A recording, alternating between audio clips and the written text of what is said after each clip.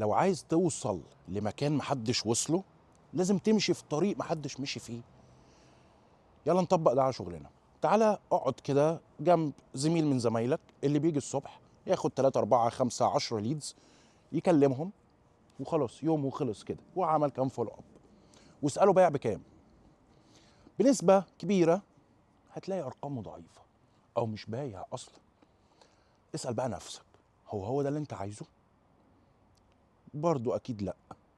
ليه لا؟ عشان انت اكيد عايز الاحسن وبتطمح للاكبر. يبقى لازم تعمل حاجه محدش عملها. يا جماعه الكلاينتس في كل حته، ده الكافيه اللي انت بتقعد عليه فيه كلاينتس، موبايلك فيه كلاينتس، السوشيال ميديا مليانه كلاينتس. دور على سورسز تطلع منها كلاينتس، اسعى. بس اللي اهم من السعي الوعي.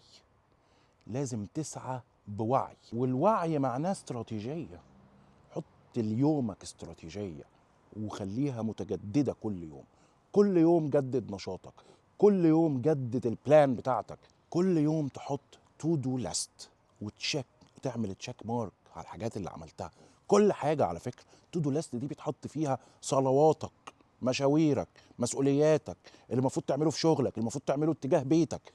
حطها قدامك في ورقه، واللي تعمله اعمل عليه علامه صح.